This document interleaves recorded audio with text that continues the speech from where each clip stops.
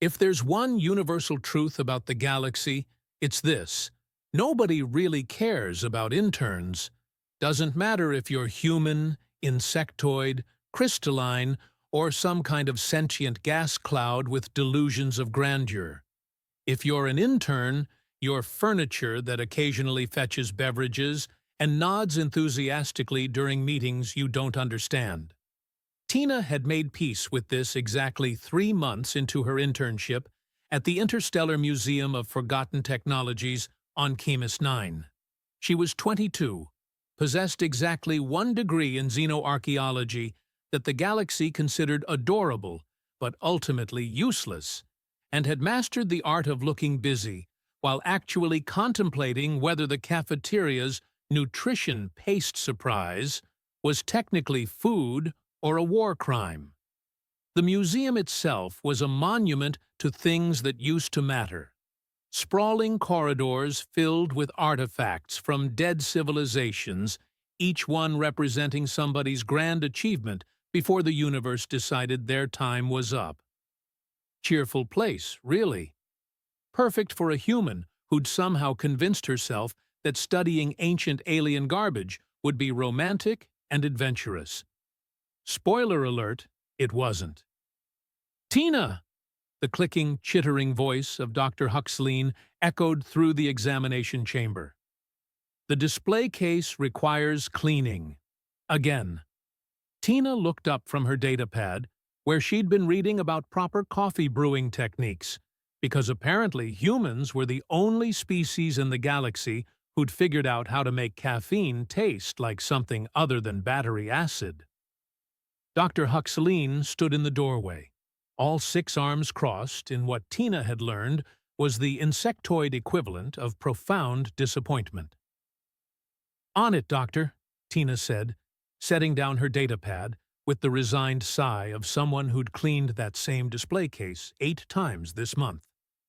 Dr. Huxlein's compound eyes glittered with something that might have been approval, or might have been mild indigestion. Hard to tell with insectoids. "The delegates arrive in 2 hours. Everything must be pristine." Pristine. Got it. Like my soul before I took this job. One of Huxlein's antennae twitched. Tina had learned that meant the doctor was deciding whether to be amused or annoyed. "Your species has a peculiar relationship with employment. We call it capitalism with extra steps and less dignity." Huxlein made a sound like wind chimes being murdered and walked away. Tina chose to interpret that as laughter. The examination chamber was the museum's crown jewel, a massive circular room with a domed ceiling that projected real-time images of the cosmos. Very dramatic, very expensive, very wasted on an artifact that had done absolutely nothing for 3,000 years. The artifact in question floated in the center of the room, suspended in a containment field that was probably overkill.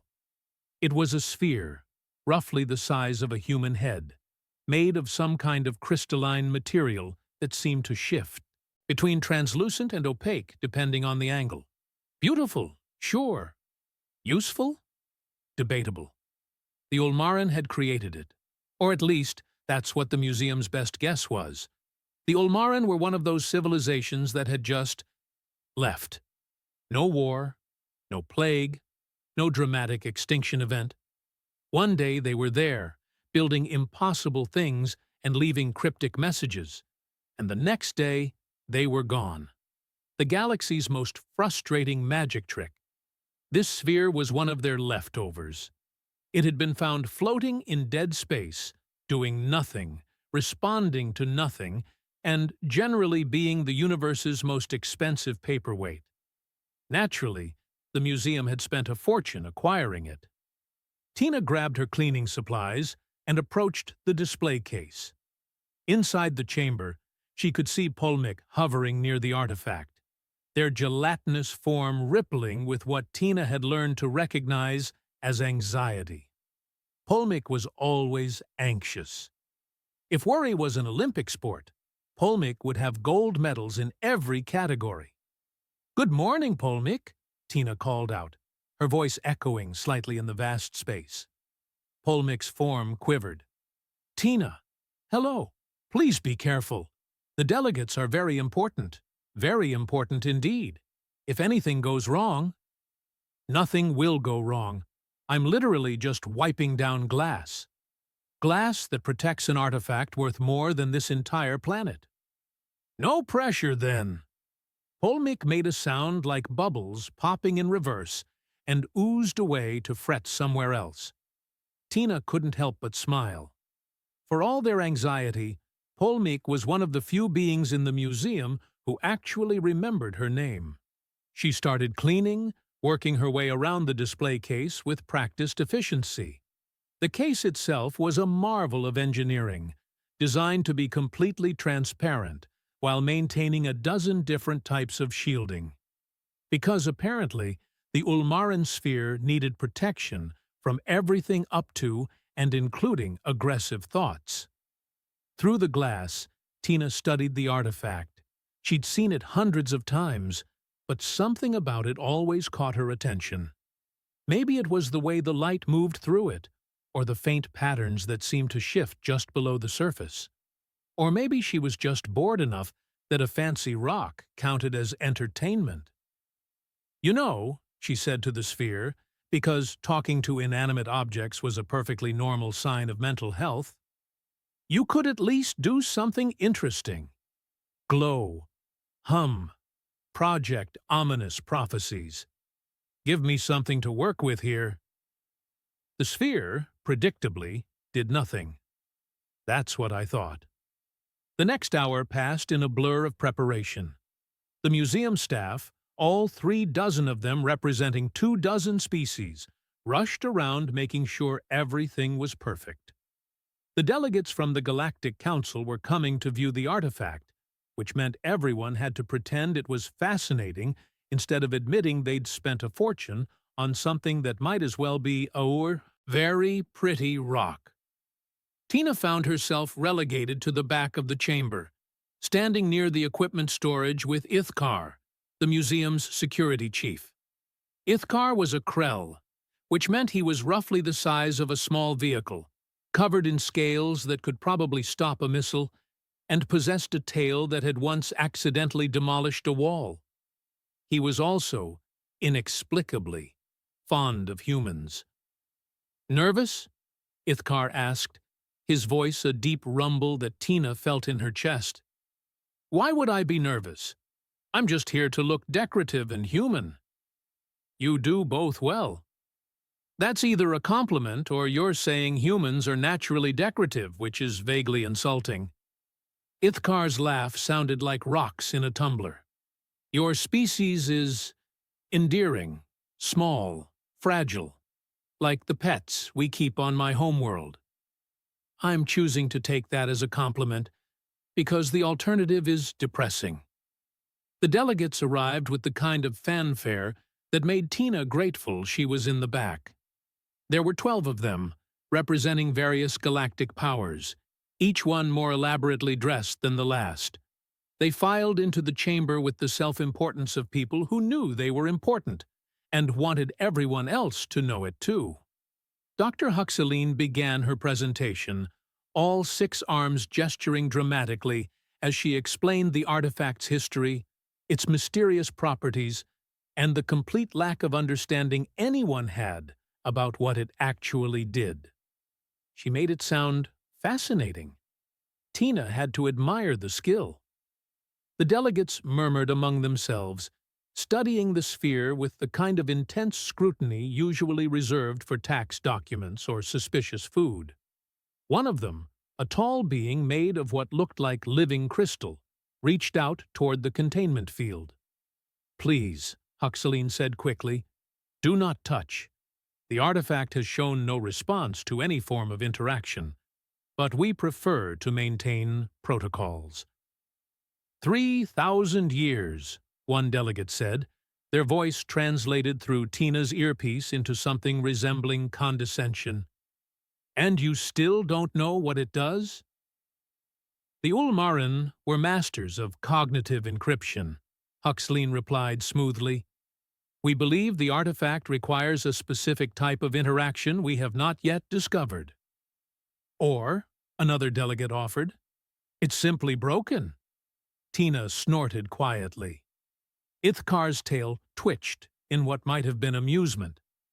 The presentation continued. Tina's attention wandered. She'd heard this speech a dozen times, and it never got more interesting. Her datapad was in her pocket, and she was seriously considering risking Dr. Huxley's wrath to check her messages when she noticed something. Her stylus. The one she used for taking notes. It was on the floor, about 3 meters away, right in the path where the delegates were standing. Perfect. She needed to grab it before someone stepped on it, or, worse, before Dr. Huxley noticed and added, can't keep track of basic supplies, to Tina's growing list of professional shortcomings. Moving as quietly as possible, Tina edged along the wall. The delegates were focused on Huxley's presentation, which had moved into a detailed explanation of failed testing methods. Riveting stuff. Tina reached the spot where her stylus had fallen, crouched down, and stretched out her hand. Her fingers brushed the containment field's edge. Just barely. Just enough to throw off her balance. She stumbled forward, her hand slapping against the field for just a moment before she caught herself. And the sphere lit up. Not a gentle glow, not a subtle illumination.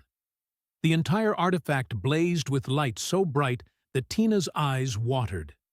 The chamber filled with a sound like 1,000 wind chimes singing in harmony, and every single being in the room froze. The sphere rotated, slowly, deliberately, until the patterns on its surface aligned to face directly at Tina. Oh, Tina said quietly. That's new. Dr. Huxley's voice cut through the stunned silence. Nobody move. Tina, who was still crouched on the floor with her stylus in hand, had no intention of moving. Moving seemed like a terrible idea. Moving seemed like the kind of thing that preceded either scientific breakthroughs or catastrophic explosions, and she wasn't eager to find out which. The sphere pulsed. Once, twice. The light dimmed slightly, but it didn't go out. The patterns on its surface continued to shift, always maintaining their orientation toward Tina. Tina, Huxley said, her voice carefully controlled. What did you do? I dropped my stylus? Before that. I touched the containment field, barely, for like half a second. Polmick made a sound like a balloon deflating. The containment field. She touched the containment field. We're all going to die. We're not going to die, Huxley said, though she didn't sound entirely convinced. Tina, stand up, slowly. Tina stood. The sphere tracked her movement, rotating to maintain its orientation. The patterns pulsed brighter. Okay, Tina said. That's definitely following me. One of the delegates, the crystalline one, stepped forward. Impossible. We tested every form of interaction.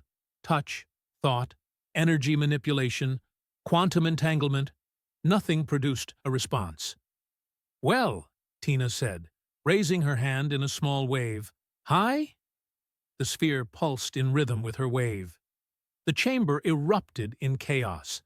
Delegates shouting, Huxley barking orders, Polmick making sounds that suggested they were having some kind of existential crisis. Ithkar moved to stand between Tina and the artifact, his protective instincts apparently overriding the fact that she was the one who'd activated it. Tina stood very still, her hand still raised, watching the sphere pulse in time with her heartbeat. So, she said to nobody in particular, I'm guessing this means I'm not getting fired. The sphere pulsed again, brighter this time, and Tina couldn't shake the feeling that, somehow, impossibly, it was amused. Turns out, becoming the only person in galactic history to activate a 3,000-year-old artifact doesn't get you fired. It gets you promoted to lab rat, which, depending on your perspective, might actually be worse. Tina had spent the last 6 hours in the examination chamber, surrounded by equipment that beeped, whirred, and occasionally made sounds like it was judging her life choices. Dr. Huxeline had assembled every scanning device the museum owned, plus a few borrowed from the university next door, and was currently on her 4th attempt to find something, anything, special about Tina's biology. So far, nothing. "This is impossible," Huxeline muttered, all 6 arms manipulating different instruments simultaneously. "Your genetic structure is completely standard for your species. No mutations, no anomalies, no latent psychic abilities." "I could have told you that," Tina said from her position on the examination table. "I'm aggressively average. It's kind of my thing." Polmeek oozed closer, their gelatinous form rippling with confusion. "But the artifact responds to you. Only you. There must be something." "Maybe it just likes my personality." "Artifacts don't have preferences," Huxeline snapped. "They have programming, protocols, logical parameters." "Maybe Ulmaran logic is different from ours." Huxeline's antennae twitched violently. Tina had learned that meant she'd said something either brilliant or incredibly stupid, and the doctor hadn't decided which yet. The sphere floated nearby, still glowing softly, still oriented toward Tina. It had been following her for hours now. When she'd tried to leave for lunch, the thing had attempted to phase through the containment field. It hadn't succeeded, but the effort had been both flattering and deeply concerning. "Let's try something," Huxeline said, gesturing to Ithkar. "Take her to the other side of the chamber." Ithkar, who'd been standing guard like Tina might spontaneously combust, nodded and gently guided her across the room. The sphere rotated immediately, tracking her movement with unsettling precision. "It's definitely locked onto her," Polmeek observed. "But why? What makes her different?" "I'm human," Tina offered. "Maybe it's never seen a human before." "We tested it with humans," Huxeline said, 6 months ago. 3 researchers from the human delegation. Nothing happened." That was news to Tina. "Wait, other humans touched it?" "Extensively. We tested every species we could find. 238 different biological configurations. The artifact remained inert for all of them. So it's not a human thing. It's a me thing. Which brings us back to the question, what makes you special?" Tina laughed. It came out more bitter than she intended. "Nothing. Trust me. I'm the least special person I know. I barely passed my finals. I'm here because this was the only internship that accepted my application. My own mother forgets my birthday half the time." The sphere pulsed brighter. Everyone in the room noticed. "Interesting," Huxeline said, moving closer. "Tina, say something else." "Like what?" The sphere maintained its steady glow. "Something personal, something emotional." "This is getting weird." Pulse. "Talk about your feelings," Polmeek suggested. "Humans are very emotional. Perhaps that's the key." "I feel like I'm in a very strange therapy session," Tina said. The sphere pulsed again, and she could have sworn it felt amused. Could artifacts feel amused? Was she losing her mind? The chamber doors hissed open. A human man strode in, all confidence and expensive clothing, with the kind of smile that suggested he'd practiced it in a mirror. Tina recognized him immediately. Kip, the xenoarchaeologist who'd made a name for himself by being in the right place at the right time and taking credit for other people's discoveries. "I heard we had a situation," Kip announced, his voice carrying that particular tone of someone who thought they were the solution to every problem. "Thought I'd offer my expertise." "Your expertise," Huxeline said flatly. "In what, exactly?" Human artifact interaction. I've published 6 papers on the subject. He noticed Tina and his smile widened. And you must be the intern everyone's talking about. Don't worry, we'll figure this out together. I wasn't worried, Tina said. Kip was already moving toward the sphere, reaching out confidently. These ancient artifacts usually respond to assertive energy. You just have to show them you're not afraid. His hand touched the containment field. Nothing happened. He tried again, pressing his palm flat against it. Sometimes it takes a moment to... Still nothing. The sphere continued to glow softly, still oriented toward Tina, completely ignoring Kip's existence. Huh? Tina said. Maybe it doesn't like assertive energy. Kip's smile faltered. That's unusual. Let me try something else. He pulled out a small device from his pocket, some kind of energy modulator, and aimed it at the sphere. This should stimulate a response. The sphere dimmed slightly, as if it was bored. I don't think it's impressed, Tina offered. Artifacts don't get impressed, Kip said, but his voice had lost some of its confidence. They respond to specific stimuli. We just need to find the right frequency. He spent the next 20 minutes trying various frequencies, energy patterns, and what he called cognitive harmonics. The sphere remained steadfastly uninterested. Meanwhile, every time Tina shifted her weight or scratched her nose, the thing lit up like she'd told it a joke. This is ridiculous, Kip finally said, pocketing his device. There must be something wrong with the artifact's sensors. Or, Tina said, maybe you're just not its type. Ithkar made a sound that was definitely a laugh. Huxeline, who'd been observing everything with her compound eyes, suddenly went very still. Tina, move to the left. Tina moved. The sphere tracked her. Now to the right. She moved right. The sphere followed. Reach toward that equipment console. Tina reached out, and the sphere rotated slightly, as if anticipating where her hand would go. But here's the thing. It moved before she completed the motion. Just a fraction of a second, but definitely before. It's predicting her movements, Polmik said, their form quivering with excitement. It's not just tracking, it's anticipating. How? Kip demanded. That would require reading intent, and intent-reading technology is theoretical at best. Unless, Huxeline said slowly, it's not reading intent. Tina, think about picking up that data pad on the table. Don't move. Just think about it. Tina focused on the data pad. The sphere didn't react. Now, pick it up.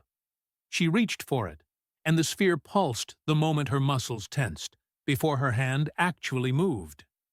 It's reading motor cortex signals, Kip said. Has to be. We tested that, Huxeline countered, with species that have far more developed motor cortexes than humans. Nothing. Tina picked up the data pad and, out of habit, started doodling on it. Just random lines at first, then a simple maze. Something to occupy her hands while the scientists argued about her brain. The sphere suddenly blazed with light. Everyone stopped talking. A holographic projection erupted from the sphere's surface, floating in the air between them. It was the maze Tina had drawn, but solved. A glowing line traced the path from start to finish, taking the most efficient route. Did it just... Polmik trailed off. Tina drew another maze, more complex this time. The sphere projected the solution immediately. It's responding to problem-solving, Huxeline said, her voice filled with something that might have been awe. Not to her biology, not to her species, to her cognitive process. But why her? Kip asked, and for the first time he sounded genuinely curious rather than competitive. Why not any of us? Tina looked at the sphere, then at the maze solution it had projected. Something clicked in her mind. What if you're asking the wrong question? What do you mean? Huxley asked. You keep asking why it responds to me. But maybe the question is, what am I doing that you're not? You're drawing mazes, Kip said. That's not exactly revolutionary. No, but I'm doing it without thinking about it. I'm just playing. When was the last time any of you just played with a problem? The silence that followed was telling. The Ulmaran, Polmick said quietly, were known for their cognitive research. They believed different species think in fundamentally different patterns. And maybe, Tina said, staring at the sphere, they were looking for a specific pattern. Not the smartest species. Not the most advanced. Just different. The sphere pulsed 3 times, bright and clear. Tina grinned. I think that means I'm right. That's impossible to verify, Kip said. And yet, Tina replied, I'm the one the ancient artifact likes. The sphere pulsed again, and this time everyone in the room felt it. Something had changed. The artifact wasn't just responding anymore. It was waiting. The next morning, Tina arrived at the museum to find that her intern badge had been upgraded to Special Research Consultant, which sounded impressive until she realized it came with the same pay and twice the responsibility. The universe had a sense of humor, and it was apparently at her expense. The examination chamber had been transformed overnight. Equipment lined every wall, monitoring stations staffed by scientists from a dozen different species, all of them watching the sphere like it might suddenly sprout legs and dance, which, given recent events, wasn't entirely outside the realm of possibility. We've been researching the Ulmaran all night, Huxley said, greeting Tina with what might have been enthusiasm or a caffeine overdose. Hard to tell with insectoids. Their civilization was obsessed with cognitive diversity. They believed that different species don't just think different thoughts. They think in fundamentally different structures. Like different operating systems, Tina offered. Precisely. And this artifact appears to be a cognitive lock. It's searching for a specific type of thinking pattern. Polmick oozed forward, their form more agitated than usual. But here's what's troubling. The Ulmaran didn't go extinct. According to the records we found, they left. Deliberately. Packed up their entire civilization and departed for parts unknown. Why would they do that? Tina asked. That's the question, isn't it? Huxley gestured to the sphere with 3 of her arms. And we believe this artifact is connected to the answer. They left it behind. A key, perhaps, or a test. A test for what? That's what we're hoping you'll help us discover. The sphere had been busy while Tina was gone. The containment field now displayed dozens of holographic projections, each one showing a different puzzle or pattern. They looked like nothing Tina had ever seen. Geometric shapes that hurt to look at. Mathematical equations that seemed to contradict themselves. Sequences that made no logical sense. We've been trying to solve these for 8 hours, Kip said. He looked exhausted, his earlier confidence replaced by the haunted expression of someone who'd been intellectually humbled. Nothing works. Every approach we try just makes the puzzles more complex. Maybe that's the point, Tina said, studying the projections. Maybe you're not supposed to solve them logically. How else would you solve a puzzle? I don't know. Illogically? Huxley's antennae perked up. Explain. Well, you're all approaching these like scientists. You're looking for patterns, rules, logical progressions. But what if the Ulmaran didn't think that way? What if their logic is so different from ours that our logic doesn't work? That's absurd, one of the other researchers said, a tall being with too many eyes. Logic is universal. Mathematics is universal. Is it, though? Tina moved closer to one of the projections, a spiral pattern that seemed to rotate in impossible directions. Or is that just what we tell ourselves because it makes us feel better? She reached out, not touching, just tracing the pattern in the air. The sphere pulsed. "What are you doing?" Kip asked. "I have no idea. I'm just following what feels right." Her finger traced a path that made no mathematical sense, cutting across the spiral in ways that violated every geometric principle she'd ever learned. But it felt correct somehow, like solving a puzzle in a dream where the rules were different. The projection shifted. The spiral collapsed into a new pattern, simpler, clearer. "She solved it," Polmick whispered. "How did you solve it?" "I didn't think about it," Tina said. "I just did it." "That's not a methodology," Huxley said, but she was already pulling up another projection. "Try this one." It was an equation that seemed to eat itself, numbers transforming into symbols that transformed into colors that somehow transformed back into different numbers. Looking at it made Tina's head hurt, so she stopped looking at it logically and just let her mind wander. What if the numbers weren't numbers? What if they were something else? What if the whole thing was a joke? And the answer was... She laughed and pointed at a seemingly random spot in the equation. "There. That's wrong." "What do you mean, wrong?" "It doesn't belong. It's like someone put a cat in a dog show. It's not about solving the equation. It's about finding what doesn't fit." The projection shimmered and dissolved. A new one appeared. Kip stared at her. "You're guessing." "Kind of. But it's educated guessing. Or maybe uneducated guessing. I'm not sure there's a difference anymore." "There's absolutely a difference," Kip insisted. "And yet, she's solving puzzles that stumped our best minds." Ithkar rumbled from his position by the door. "Perhaps the difference doesn't matter." Tina worked through 3 more projections, each one stranger than the last. She didn't solve them so much as negotiate with them. Poke them until they gave up. Approach them sideways and hope for the best.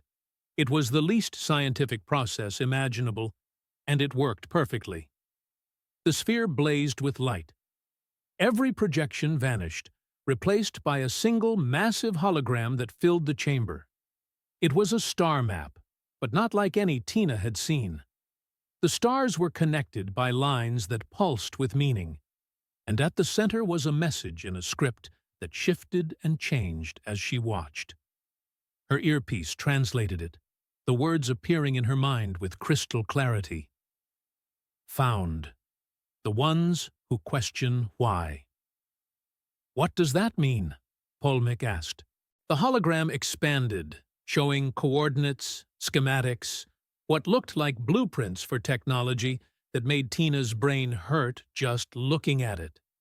And more text, scrolling past faster than anyone could read. Huxley was recording everything, all 6 arms working frantically. "It's a cache. The Ulmaran left behind a cache of technology, and this artifact was the key to finding it." "But why would it only respond to Tina?" Kip asked. "What makes human thinking special?" The hologram shifted again, and this time the translation was clear enough for everyone. Sought. Species that question before accepting. Species that ask why before asking how. Species young enough to remember curiosity. "Oh," Tina said softly. "They weren't looking for the smartest species. They were looking for the annoying one." Ithakar's laugh rumbled through the chamber. "The species that argues with instruction manuals. Of course." "We don't argue," Tina protested. "We just want to understand the reasoning behind the instructions. There's a difference." "Is there?" Huxley asked, but her tone was amused. Your species has been in the galactic community for less than 200 years, and you've already questioned half our established scientific principles. Well, some of them seemed kind of arbitrary. The sphere pulsed, and Tina could have sworn it was laughing.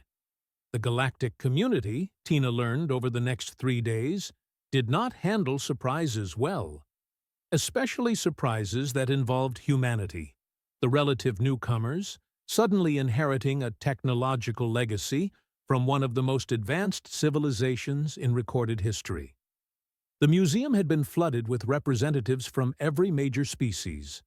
The examination chamber looked less like a research facility and more like a very tense interstellar summit, where everyone was trying very hard not to start a diplomatic incident. Tina sat in the center of it all, next to the sphere, feeling like a prize at a competition nobody had agreed to enter. "This is unprecedented," declared a Kixoth ambassador, their crystalline form refracting light in agitated patterns. "The Ulmaran legacy should belong to all species, not just one." "The artifact chose her," Huxley countered, her voice sharp. "We don't get to argue with 3,000-year-old technology." "But why a human? They're barely spacefaring. Their technology is primitive. Their understanding of quantum mechanics is rudimentary at best." Tina raised her hand. "I'm right here. I can hear you." The Kixoth ambassador didn't even glance at her. No offense intended. "Oh, well, in that case, feel free to continue insulting my entire species." Kip, who'd positioned himself near Tina in what she suspected was an attempt to claim proximity credit, leaned over. "You're not helping." "I'm not trying to help. I'm trying not to get angry, and sarcasm is my coping mechanism." The sphere pulsed warmly, and Tina felt an odd sense of solidarity with a 3,000-year-old artifact. At least something in this room was on her side. Polmick oozed forward, their form rippling with nervous energy. "Perhaps we should focus on what the artifact revealed. The coordinates lead to a facility in the outer reaches. The technology cache is real. The question is, what do we do with it?" "We study it," said a Mothleen researcher, their wings fluttering with excitement. "Carefully, methodically, following proper scientific protocols." "We secure it," Ithkar rumbled. "Technology that advanced could be dangerous in the wrong hands." "We share it," offered another voice. "The Ulmaran clearly intended it for species that met their criteria. If humans qualify, we should honor that." "Or," the Kixoth ambassador said coldly, "we recognize that this is too important to leave to chance and human whimsy." Tina felt her temper spike. "Human whimsy? I solved your unsolvable puzzles. I activated an artifact that's been dead for 3 millennia. Maybe, just maybe, the Ulmaran knew what they were doing." "The Ulmaran are gone," the ambassador replied. "We're here. We make the decisions now." The sphere's glow intensified. The temperature in the room dropped noticeably. Every holographic display flickered, and for a moment, Tina heard something. A sound like distant music, like laughter, like a voice saying, "Pay attention." Then the sphere projected a new hologram. Not a star map this time. A scene. Figures made of light, moving through what looked like a vast city. The Ulmaran, Tina realized. This was a recording. The figures were tall, elegant, with too many limbs and faces that seemed to shift between expressions too quickly to follow. They moved through their city with purpose, but also with something else. Joy? Curiosity? It was hard to tell with aliens who'd been dead for 3,000 years. One figure stepped forward, larger than the others, and spoke. The translation came through clearly. "We leave this for those who come after. Not the strongest, not the wisest, but those who still ask why. The scene shifted. The Ulmaran were building something, a massive structure that seemed to fold space around itself. They worked with an energy that Tina recognized, the excitement of creation, of discovery, of figuring out something new. We have learned all we can learn here, the figure continued. We have optimized our thinking, perfected our methods, answered every question we know how to ask. And in doing so, we have lost something precious, the ability to be surprised. The scene shifted again. The Ulmaran were leaving, their ships rising into a sky filled with stars. But they were leaving things behind. Artifacts, technology, knowledge. We leave these tools for species that still possess what we have lost. The ability to look at a problem and ask, what if we're wrong? What if there's another way? What if the question itself is flawed? The hologram focused on the sphere itself, floating in space, waiting. This key will find them. The ones who question, the ones who doubt, the ones who are foolish enough to challenge the universe and ask why it works the way it does. The figure seemed to look directly at Tina, though that was impossible. To whoever finds this, you are not chosen because you are perfect. You are chosen because you are still learning, still growing, still willing to be wrong. Use these tools wisely. Use them to ask better questions, and perhaps, one day, you will understand why we left. The hologram faded. The chamber was silent.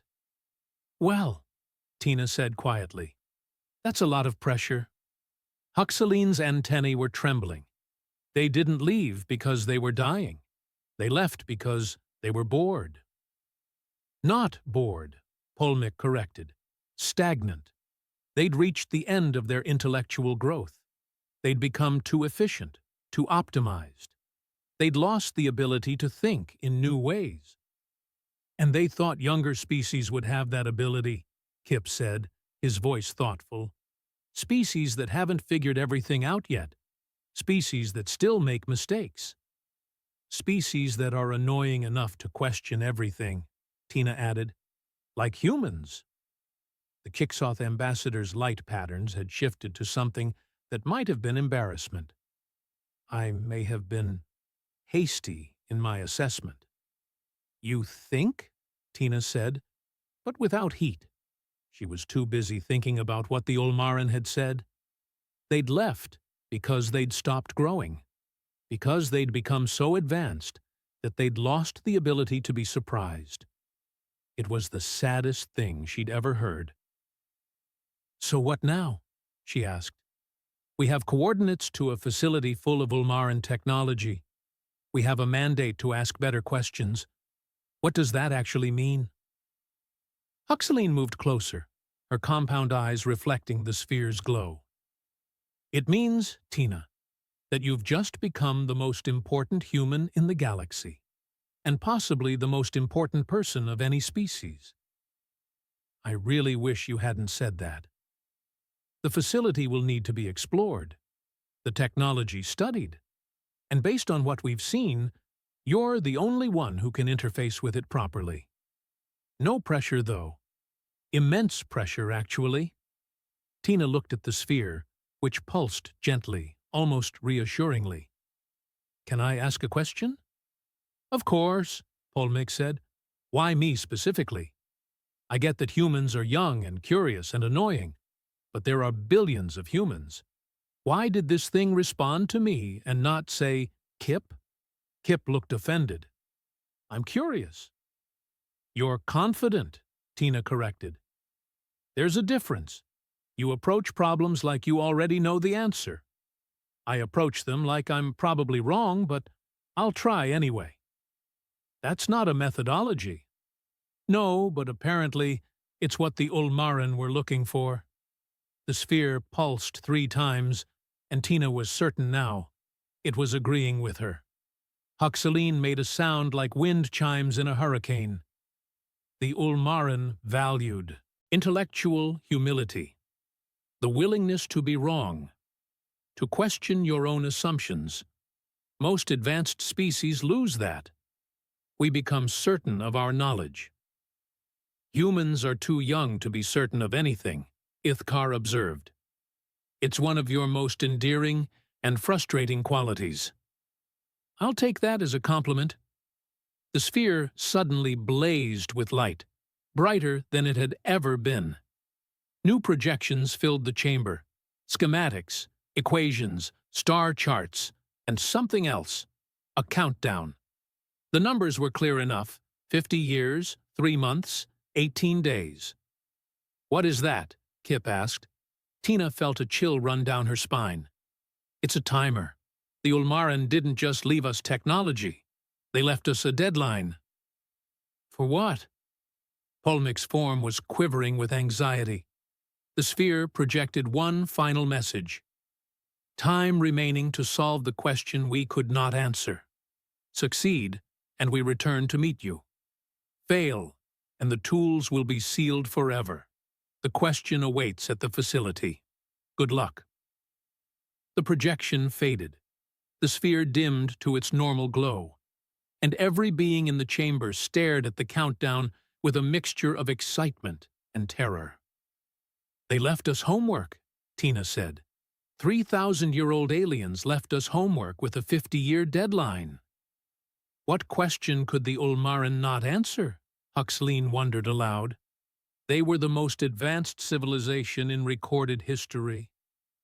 I don't know, but apparently we have 50 years to figure it out, or we lose access to all their technology. No pressure, Kip muttered. You already said that. It bears repeating. The Kixoth ambassador's light patterns had shifted to something that looked like determination.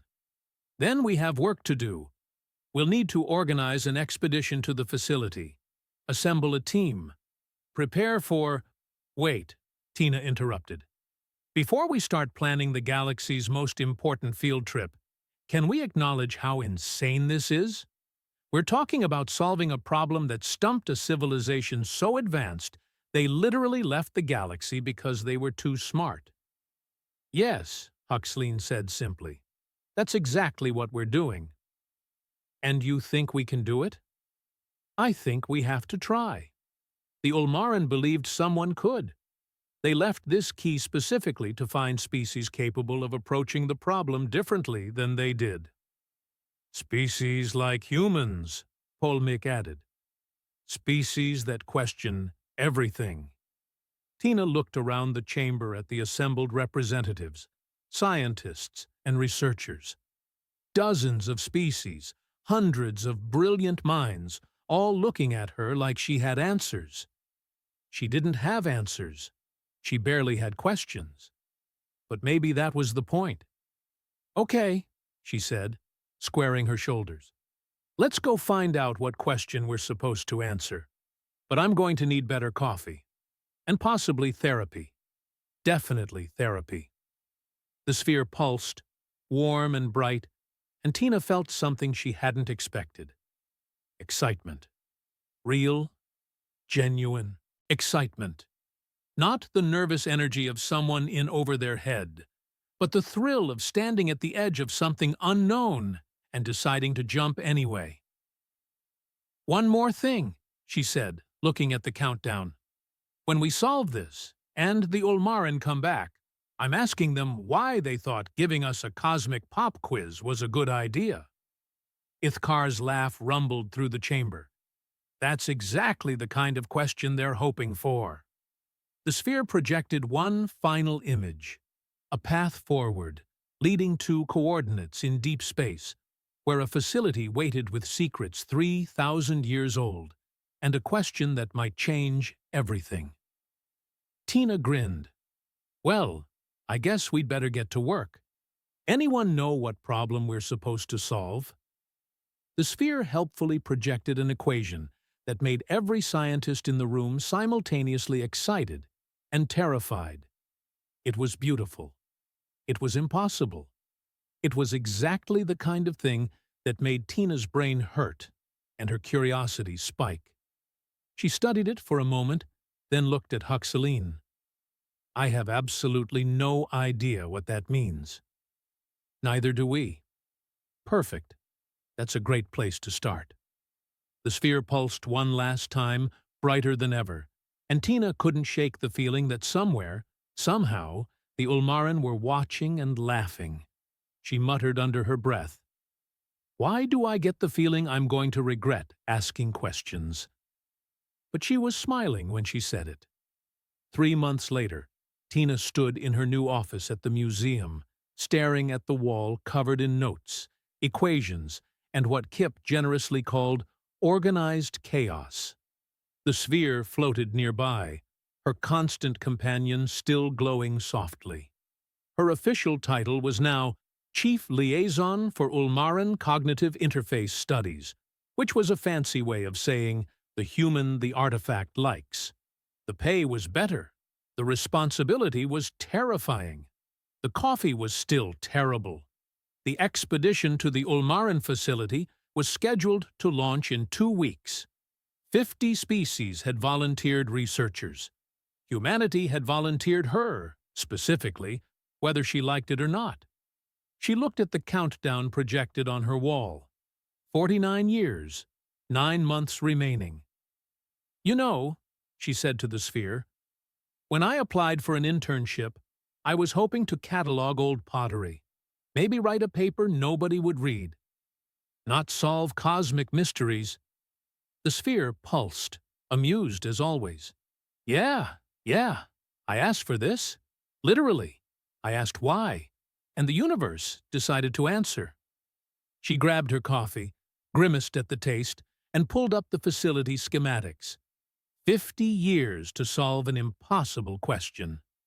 She grinned. "Let's see what we're working with."